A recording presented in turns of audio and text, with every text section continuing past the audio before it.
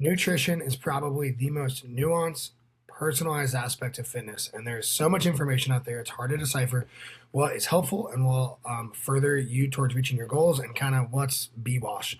So I've consolidated some keys to a productive diet. These are three mindsets around diet that promote long-term health. So first things first, before we start, your diet must fit your life and your goals. And that's one of the challenging parts about nutrition and about diet is I can't just tell you what to eat based off what I like because you might not like that. It might not fit your goals. And there's a common misconception that diet is always about losing weight. The word diet is what you habitually eat. It's not what you do to lose weight. So we all have our own diets. And you can have a diet for building muscle. You can have a diet for losing fat. You can have a diet to help you perform well in your sport. Like pretty much any goal that you have, in some form or another, your diet is a part of that. So again, the word diet is what you eat. It's what the foods that you naturally on a day-to-day basis consume consist of. The word diet is not what you do to lose weight. Another misconception, and something that I want to get clear right away, is food is not labeled as good or bad.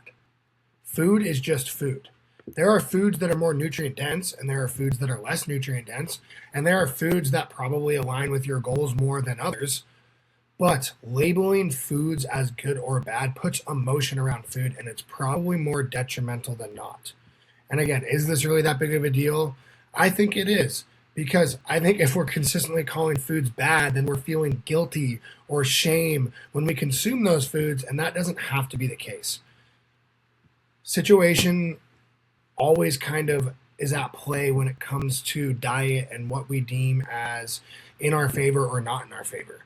I mean, if you were stranded on an island and you found a donut or a Snickers bar and you haven't eaten in a couple of days, that'd probably be pretty good. And again, I know that's an extreme example, but situation kind of presents the quality and how we view food. It's not just black and white, good or bad. And the last thing I want to talk about is yes, protein is important, but so is everything else. I think you probably understand that protein gets thrown out a lot in the fitness community. It's all over social media. And if you work with me with one-on-one online fitness coaching, you know that we work on protein. We work on increasing our protein consumption because it helps build and repair muscles and it helps keep you full and it's great. But that often dims the light on all the other awesome things that are a part of a nice, well-rounded diet like fiber and carbs and fats and micronutrients. So moving on, this is number one of the three mindset things that your diet should do for you. And that is support your needs. And I have a list. And they're not really in first priority down, but energy for daily function is kind of number one. I mean, your diet should support your ability to function throughout your day-to-day. It should give you brain power. It should allow you to have energy. Your diet should help repair and build tissue and muscle as you age or as you work out or as you're sick. Your diet should help increase your bone health. I mean, calcium is a super important mineral that helps with bone health as you age and just in general. Your diet helps regulate your hormones. Your diet helps your digestive health. Your diet helps your immune health. And yes, your diet helps weight management.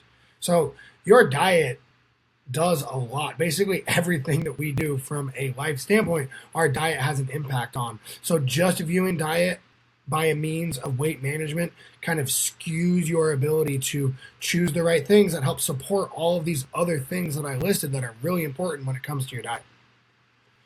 All right, number two on the list of things that your diet should be, and that is enjoyable.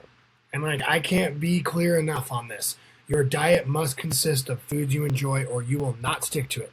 If you try to eat my diet but you don't like my diet, you are not going to be able to do that for very long. Inevitably you will cave. And this is not just a pass to eat whatever you want, as you can imagine. You can add fun into your diet. So you can pick and choose where to add fun foods like desserts, or maybe we're going to add alcohol into your diet. There are areas and room to add things that are fun into your diet. It just obviously can't consist of a majority of your diet. And then on the flip side, you can't just completely restrict everything that you enjoy because like I said earlier, you just won't adhere to that. You won't stick to that for the long term. How else can you enjoy your diet? You can select different variations that you prefer. right? If you like white rice more than brown rice, then eat white rice. If that's going to allow you to eat rice and eat other whole foods, and it's going to allow you to enjoy cooking at home and just your meals overall in general, then yes, choose the variation that you prefer, because that, again, is going to allow you to stick to it more. And then include variety. And that's different spices, different sauces, different fruits, different vegetables. You try to cook with different things. You try to make different meals. You try to make a different variation of the meal that you love so much. Like, have fun with it. Have fun with your diet. I mean, cooking is a very hands-on skill, and if you can include variety, that makes it more enjoyable. Okay, and the third thing that our diet needs to do for us is that to regulate our hunger. And I think this one's kind of obvious, but I think it slips under the crack because people just try to restrict themselves so much when they either want to lose weight or whatever their goal may be. But no matter your goal, whether you're wanting to build muscle or lose fat or just kind of maintain, your diet regulates your hunger. If you're constantly hungry, you are more likely to become tired and irritable, which obviously is not very fun to be around. You're probably going to reduce your performance, and that's in everything. That's in your job because you're going to be tired or lethargic. That is in the gym. You're not going to get as good of results with your lifts in the gym because you're not feeding yourself. You're not fueling yourself. And you're probably going to make decisions that don't align with your goals. And what I mean by that is you're inevitably going to snack. You're inevitably going to overeat. And again, this is under the lens of you are restricting yourself and trying not to eat in order to meet a certain goal. And that doesn't work for very many people. And it inevitably has an expiration date on it. Because your body is smarter than you are. It's going to send signals to your body to eat. It's going to send hunger hormones that are going to make it so challenging to not eat. So if we can keep our body satisfied and happy and full and fueled, then we're probably going to adhere to our plan a little bit more, which means you're going to meet your goals. So some tips to stay satisfied. Number one, prioritize protein and fiber. I know I talked about protein earlier not being the end-all be-all, but it is important for regulating your hunger, and so is fiber. Fiber is drastically important. That's your fruits and veggies, right? So number one, prioritize protein and fiber. Number two, eat high-volume foods. Like, eat a lot of high-volume foods. What is a high-volume food? Foods that are carry minimal calories, but you can eat a lot of. Like fruits, again, vegetables, again, yogurt is a great example. You can eat a lot of yogurt and you're going to get like 120 calories, but you're probably going to have 15 grams of protein. You're going to fill up and you're going to fuel yourself rather quickly. Adding a lot of different vegetables to the main portion of your meal just to get more volume, more chewing, more sensation. And eat frequently. Avoid the hunger zone. What's the hunger zone? That is where you are scrambling. Your stomach is sending you all those signals that I just talked about. Like, you are going through it. So if you can eat more frequently throughout the day, every couple hours, it kind of depends on who you are and how hungry you get. But avoiding the hunger zone allows you to regulate your hunger more, and that's going to allow you to adhere to your plan. And then practice mindful eating. This one for me personally has probably been the biggest growth moment for me, is when I eat, I'm eating and that's it.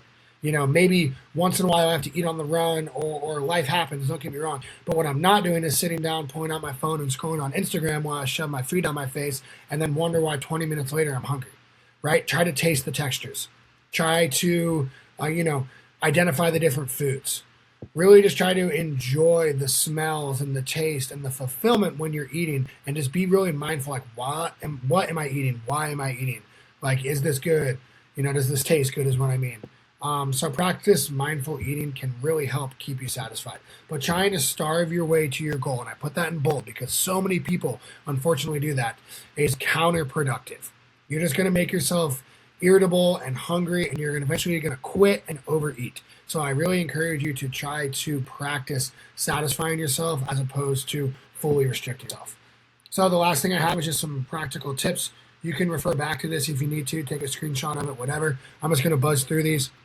But eating a well-rounded breakfast, and I don't mean breakfast like, it's 7 a.m., eat breakfast. I mean the first meal of the day, whatever time that is. If that's at 11 a.m., fine, right? But whenever you eat first, try to have a well-rounded meal. What I really am trying to encourage you not to do is just have a granola bar and get in the car and go to work, because an hour later, you're going to be in that hunger zone. Plan your meals, grocery list, batch cooking. The best thing I've started doing is I will just make 2 cups of rice. I'll make a pot of rice, And then I have rice in the fridge that I can make with a salad or with tuna fish, or with last night's leftovers. But I just have a good amount of food that makes it really easy to make nutrient dense whole food meals. Mindful eating, already talked about that. Identify snacks that you can enjoy. Have just snacks that align with your goals readily available, like a cheese stick and an apple, rice cake, and maybe some peanut butter. Monitor something. Have some form of tracking, whether that's tracking your calories, tracking your protein, tracking your fiber, taking pictures of your food, tracking how many fruits and vegetables you eat on a day-to-day basis, tracking how many alcoholic drinks you have. Like, tracking something just gives you so much more of a hand in on your nutrition and in on your diet. Prioritize whole foods. I think that one's pretty obvious, right? You're going to get more nutrients from whole foods than you would from like super processed foods. Sometimes you got to do what you got to do. Don't get me wrong. But if a larger majority of your diet can consist of whole foods, it is in your favor. And then the last one, this one's super important. Be easy on yourself, right? Don't beat yourself up. You are not just going to wake up one day and just change the way that you live. It is going to take time. It is going to take you failing multiple times. Tomorrow is a new day to get back on it. So give yourself grace if you are trying to adjust your diet, because it is challenging. And that's what I'm here for. If you have questions, if you have comments, if you want to talk more deeply about a certain aspect that I spoke on today, please send me a message. And if you want to dial in on one of these topics that I spoke on today, please send me a message and we can do that. Keep working hard. Have a great day.